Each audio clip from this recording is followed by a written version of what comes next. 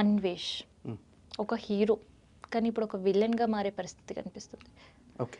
హిందూ సమాజం అంతా కూడా ఆయన పైన దుమ్మెత్తిపోసే పరిస్థితి. మీరు ఒక మాట అన్నారు, నాకు అర్థం కావట్లేదు. ఒక హీరో అన్నారు. He was never A hero. అంటే ఎప్పుడైతే సమాజంలో ఉండే బెట్టింగ్ యాప్స్ కోసం ఆయన పోరాడాడో, లేదంటే ఇంకొన్ని ఇష్యూస్ తీసుకెళ్లే ప్రయత్నం చేశాడో, అప్పుడు అక్కడుండి I'm not saying he's a hero, అక్కడ ఆయనని అట్లా పబ్లిక్ ప్రేజ్ చేశారు. నౌ అట్లాంటి సిచ్యువేషన్ లేదు. యాక్చువల్లీ అమ్మా, మన పురాణాలు శాస్త్రాలు ప్రతి సందర్భంలో మనకి నీతిని నేర్పిస్తూనే ఉంటాయి. చిన్న చిన్న సామెతలు గుర్తు చేసుకున్నా చాలు. వ్యక్తి నేల మీద ఉన్నప్పుడు ఎలా నడిచినా నడిచిపోతాయి. కానీ 100 అంతస్తుల పైకి వెళ్ళి ఆ 100 అంతస్తుల ఒడ్డున పెట్టగోడ మీద నడుస్తున్నప్పుడు ఎంత జాగ్రత్తగా ఉండాలి కదా. ఎత్తుకు ఎదిగే కొద్దీ మన ఒంట్లో జాగ్రత్త పెరగాలి, మన మాటలో జాగ్రత్త పెరగాలి. అవునా? ఇప్పుడు ఒక 2000 మంది సబ్స్క్రైబర్స్ ఉన్నవాడు ఏం మాట్లాడినా నడుస్తుంది. కానీ 20 లక్షల పైచీలకు సబ్స్క్రైబర్స్ ఉన్నవాడు ఇలా మాట్లాడితే ఎలా పతనం అయిపోతాడు అనే దానికి ఇది ఒక ఉదాహరణ. ఈరోజున 24.5 లక్షలు 25 లక్షల దగ్గర సబ్స్క్రైబర్స్ ఇప్పుడు 23 లక్షలకు వచ్చారు. అంటే 2 లక్షల మంది తగ్గిపోయారు over a period of 2-3 days. 2 or 3 days అంతే తగ్గిపోయారు. అది ఇంకా తగ్గిపోయే అవకాశం ఉంది. ఎందుకంటే ఆ 23 లక్షల్లో ఉన్న వాళ్ళకు కూడా, ఎందుకంటే వాడేదో పెద్ద వీరుల్లాగా నిన్నటిదాకా మాట్లాడాడు. వాడు నిన్న వచ్చేసి క్షమాపణ చెప్తున్నాడు. సరే, ఆయన మాట్లాడే మాటలు ఏంటది? సీతమ్మ తల్లి పైన కావచ్చు, ద్రౌపది పైన కావచ్చు, ఏంటిది? అసలు పురాణాల పైన అవగాహన ఉందా అనిపిస్తుందా? 100% పురాణాల మీద అవగాహన ఉన్నాడైతే ఆ మాట మాట్లాడేవాడు కాదు కదమ్మా. ఈ రోజున సీతమ్మ తల్లి, రావణాసురుడు అనేవాడు చెరలో పెట్టాడు. కానీ సీతమ్మ తల్లిని ఈ రోజుకి కూడా మనం ఎందుకు పూజ చేస్తున్నాము? వాడు అంటున్నాడు కదా, సీత చీర కట్టుకున్నా కూడా అని చెప్పేసి అంటున్నాడు కదా, వేసుకోలేదు కదా అని చెప్పేసి అంటున్నాడు. ఇక్కడ ఫస్ట్ ఆఫ్ ఆల్ టీ షర్ట్లు వేసుకుంటే రేపులు జరుగుతున్నాయని ఎవడంటున్నాడు? ఎవడో కోటిలో 10 మంది అంటున్నారు. ఇది సమాజం అభిప్రాయం కాదు, సమాజంలో అతి కొద్ది మంది అభిప్రాయం. కానీ సీతమ్మ తల్లి మోడర్న్ డ్రెస్సులు వేసుకోవాలా, అయినా కూడా అసాల్ట్ జరిగింది ఆవిడ మీద. ఎత్తుకెళ్ళి ఆవిడని ఇబ్బంది పెట్టాడు రావణాసురుడు. కానీ ఎక్కడైనా సరే సీతమ్మ తల్లి మీద అఘాయిత్యానికి తెగబడ్డా? లేదుగా. అలాంటి సందర్భంలో సీతమ్మ తల్లి చాలా ఒక మాట అన్నారు, రావణ, నేను తలుచుకుంటే ఈ క్షణం నిన్ను భస్మం చేసేయగలను, కానీ దానికి నాకు రామాజ్ఞ లేదు అని చెప్పేసి చెప్పారు. నా భర్త ఆజ్ఞ లేదు కాబట్టి నేను ఆగాను తప్ప నేను నిన్ను చంపలేనంత చేతగాంతాన్ని కాదు అని చెప్పేసి చెప్పారు. సీతమ్మ తల్లి ఎంత రెవల్యూషనరీ, ఎంత పవర్ఫుల్ అయితే ఆ మాట అంటారు. ఈడు సీతమ్మ తల్లి క్యారెక్టర్ గురించి జడ్జ్ చేస్తూ ఉన్నాడు. ద్రౌపది గురించి మాట్లాడుతున్నాడు. ద్రౌపది మీద సైంధవుడు అత్యాచారానికి ఒడిగట్టాడు. అలాగే కీచకుడు అనేవాడు కూడా ద్రౌపదిని ఇబ్బంది పెట్టాలని ట్రై చేశాడు. ఇద్దరిని కుక్కసావు చచ్చేలాగా చేశారుగా. అలాగే ద్రౌపదిని జుట్టు పట్టుకుని చీర లాగాలని అవమానానికి ట్రై చేసినందుకే కదా దుశ్శాసనుడు దుర్యోధనుడితో పాటు మొత్తం కౌరవ సామ్రాజ్యం మొత్తాన్ని కూల్చేశారుగా. మరి ఈరోజు కర్మ ఏంటమ్మా? ఆ రోజున కౌరవ సామ్రాజ్యం కూలిపోవటానికి కేవలం వాడు చీర లాగటం ఒకటే కారణం కాదు. ఆ చీర లాగుతుంటే సభలో పెద్దవాళ్ళము అని చెప్పేసి ముసుగేసుకున్న కూర్చున్న వాళ్ళు కూడా ఎవడు నోరు తెరిచి మాట్లాడాల. కానీ ఈరోజు విచిత్రం ఏంటంటే చీర లాగుతుంటే కాదు, చీర కట్టుకోండి అన్న పాపానికి ఎంతమంది అటాక్ చేస్తున్నారు శివాజీ మీద. ఆ అటాక్ మీద వీడు కూడా వచ్చేసాడు, నాన్ వేష్ణగాడు. నేను కూడా ఉన్నాను అని చెప్పేసి ఆడవాళ్ళ హక్కుల కోసం మాట్లాడుతున్నా అన్నాడు. ఏ ఆడవాళ్ళ హక్కుల కోసం రా లఫూట్? 14 సంవత్సరాల పసిపిల్ల 1000 రూపాయలకు దొరుకుతుందని చెప్పేసి నువ్వు వెళ్ళి పడుకున్నానని చెప్పావే, ఆడపిల్లకి హక్కులు లేవా? లేకపోతే నువ్వు వెళ్ళిన ప్రతి చోట బికినీలో కనపడ్డ ఆడపిల్లల్ని ఫోటోలు తీసేసి వీడియోలు తీసేసి నీ థంబ్నెయిల్స్లో పెట్టుకుంటుంది, లేకపోతే నీ థంబ్నెయిల్స్ కోసం నీ వీడియోస్ కోసం పక్కన వాళ్ళ ఫ్రెండ్స్ అని చెప్పేసి లేదా పేర్లు చెప్తాడు, మెల్లినా ఇంకోటి పేర్లు చెప్పాడు, వాళ్ళని కూడా అర్ధనగ్నంగా చూపిస్తూ సబ్స్క్రైబర్స్ని పెంచుకున్న అడ్డగాడిది వీడు. వీడేమన్నా నైతికంగా ఛానల్ వ్యూస్ పెంచుకున్నాడా?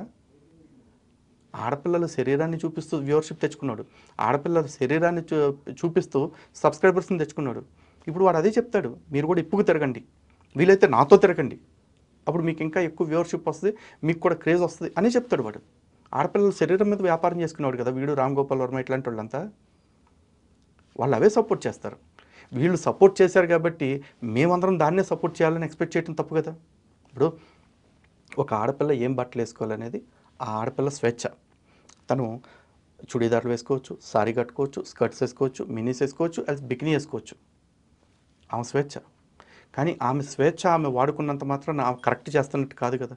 ఆవిడ దృష్టిలో కరెక్ట్ అయిన ప్రతి నా దృష్టిలో కరెక్ట్ అవ్వాలని రూల్ లేదుగా. నాలాంటి వాడు చెప్తాడు, అమ్మ బికినీలు వేసుకుని రోడ్డు మీదకి రావడానికి వీల్లేదు అంటాం. వాళ్ళని జుట్టు పట్టుకుని బుర్కాలు చుట్టేసి పంపించం. సలహాలాగా ఇస్తాం. విన్నారనుకోండి ఓకే, వినలేదనుకోండి డబుల్ ఓకే.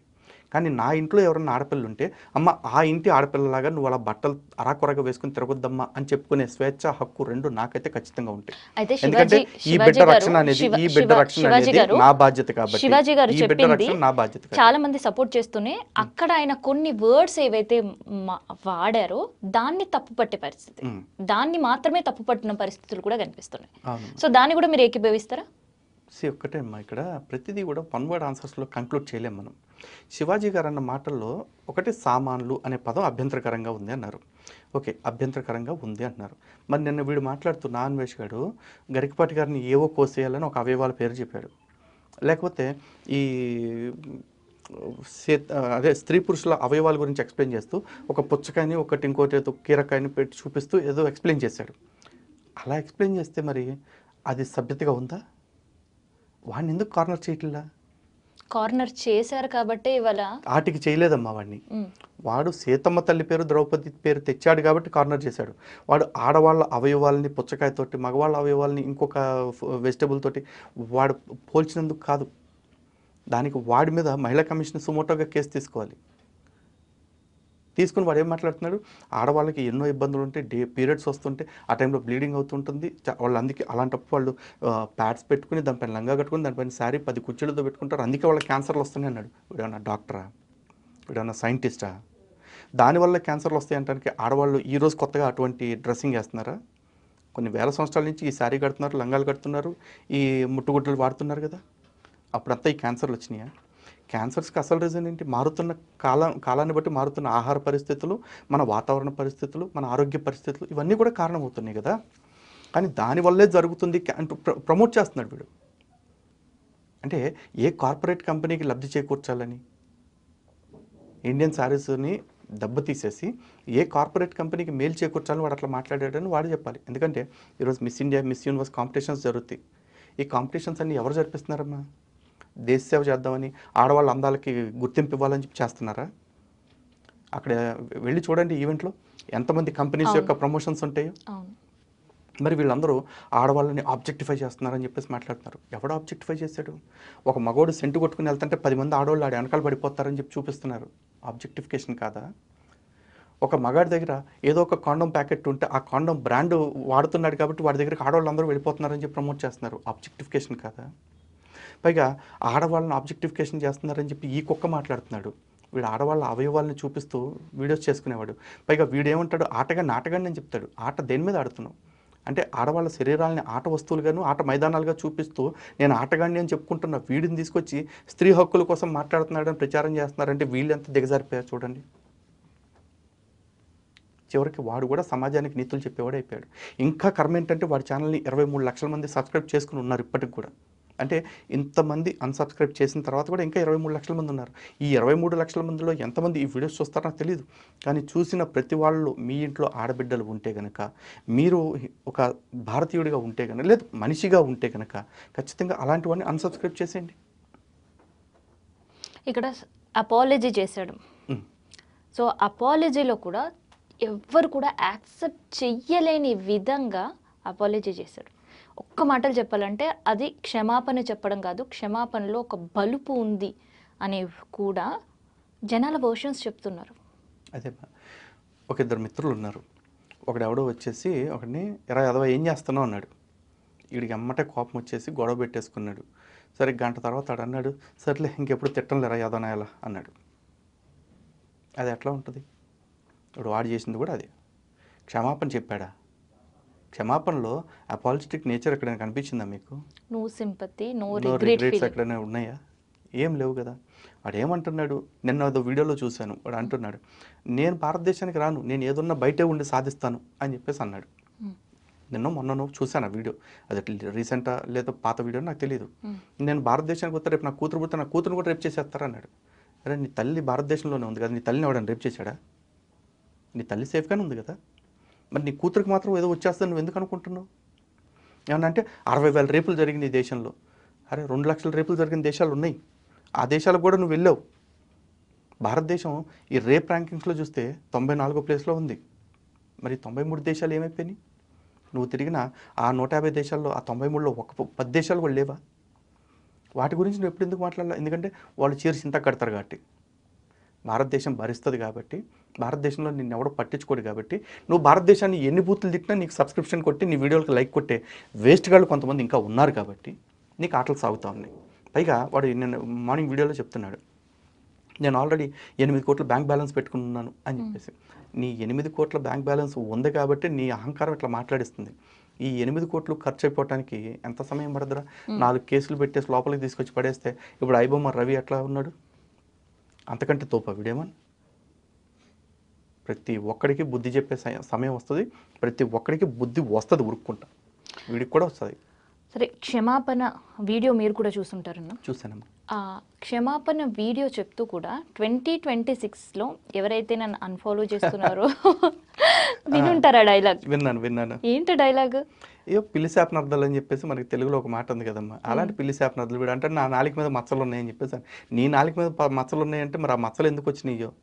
అంత మచ్చబడే పని మీ ఇంట్లో వాళ్ళు ఏం చేశారు మరి?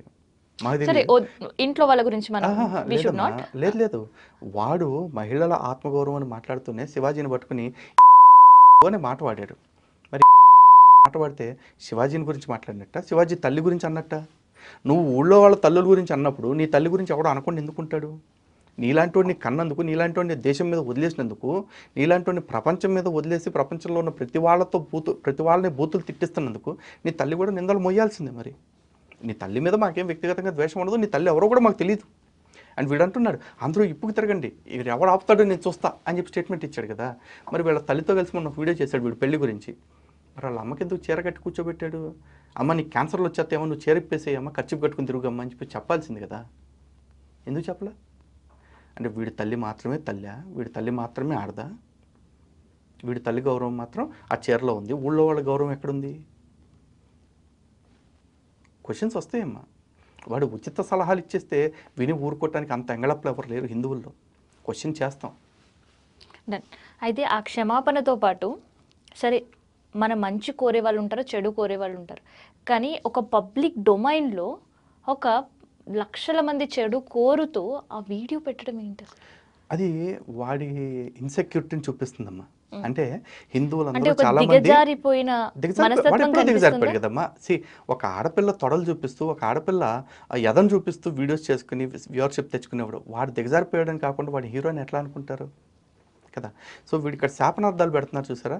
ఈ శాపనార్థాల గురించి ఒకసారి మాట్లాడుకుందాం. వీడి శాపనార్థాలకి అంత శక్తి ఉంటే వీడి ఈ పాటికే మరి శివాజీకి గరికపాటి గారికి శాపనార్థాలు పెట్టాల్సిందిగా. ఎందుకు వీడియోలు పెట్టాడు మరి? పోనీ వీడు శాపనార్థాలు పెట్టిన ఎంతమంది అలా నాశనం అయిపోయిన వాళ్ళు ఉన్నారు? ఇక్కడ అంటున్నాను నాకు నాలుక మీద మచ్చలు ఉన్నాయని చెప్పేసి. నీకు నాలుక మీద మచ్చలు ఉంటే అన్ని తిట్టే బదులు నువ్వే దేశానికి ప్రధానమంత్రి అవ్వాలని కోరుకో. ఏమో కలి ప్రభావం చేత ఏదో ఒక రోజు అట్టంటోడికి కూడా అవకాశం వస్తుందేమో, ఒకసారి అనుకుని చూడమనండి కదా. అండ్ నెక్స్ట్ వాడు శాపనార్థాలు ఎందుకు పెడుతున్నాడు అంటే ఇప్పటికే దాదాపు 2-3 లక్షల మంది సబ్స్క్రైబర్స్ ఊడిపోయారు. ఇలాగే వదిలేస్తే మిగతా వాళ్ళు కూడా పారిపోతారేమో. ఆ పారిపోయే వాళ్ళని పారిపోకుండా ఉంచాలి అంటే, చీకొట్టి వెళ్ళిపోకుండా ఉంచాలి అంటే వాళ్ళకి సెంటిమెంటల్గా ఏదో ఒకటి భయం క్రియేట్ చేయాలి. కాబట్టి అన్సబ్స్క్రైబ్ చేసిన వాళ్ళు నాశనం అయిపోతారు అంటున్నాడు. అష్టదరిద్రాలు పట్టుకుంటే అంటున్నాడు. వీడికి అష్టదరిద్రాలు పట్టుకున్నాయి కాబట్టే కదా కన్న తల్లిదండ్రుల్ని పుట్టిన దేశాన్ని వదిలి పరాయి దేశాల్లో అడుక్కు తింటూ బతుకుతున్నాడు కదా. వీడికంటే దరిద్రులు ఎవరైనా ఉంటారా? ఈ దరిద్రుడు ఇంకొకటికి శాపాలు పెడతా ఉన్నాడు. వీడి శాపానికి అంత శక్తి ఉంటే వీడి బతికిట్లా ఉండేది అసలు. ఫస్ట్ ఆఫ్ ఆల్ నేను వినాయకుడిని పెట్టుకుంటున్నా, భగవద్గీతలు పెట్టుకుంటున్నా అని హిందువుల దగ్గరికి వచ్చి ఇంత ఎక్స్ప్లెనేషన్ ఇచ్చుకునే అవసరం వచ్చేదా? 2 లక్షల మంది 3 లక్షల మంది వెళ్ళిపోతేనే వీడికి ఇట్లా ఉందంటే ఆ 23 లక్షల మంది ఈయన చీగొట్టి వెళ్ళిపోతే వీడు బతికేమైద్దో ఆలోచించండి. పొగరంతా కూడా నేల కంటిద్ది, దెబ్బకి దిగొస్తాడు. దిగొచ్చి అప్పుడు సవ్యమైన క్షమాపణ చెప్తాడు, జన్మలో ఇలాంటి తప్పు చెయ్యను అని. వీడు కాదు, వీడు లాంటి వాళ్ళు 100 మంది భయపడతారు అంతే. వీడు నాకు అహంకారంతో ఉన్నాడు కదా, ఆ అహంకారం వీడి దిగితే వీడితో పాటు 100 మంది ఇలాంటి వాళ్ళు అహంకారం దిగిపోద్ది. హిందువుల శక్తి చూసి భయపడతారు. అందుకని హిందువులు ఈ అన్సబ్స్క్రైబ్ క్యాంపెయిన్ని రన్ చేయాలి. ఆ 23 లక్షల నుంచి అది 2 లక్షలకు 3 లక్షలకు వచ్చేదాకా రన్ చేయండి.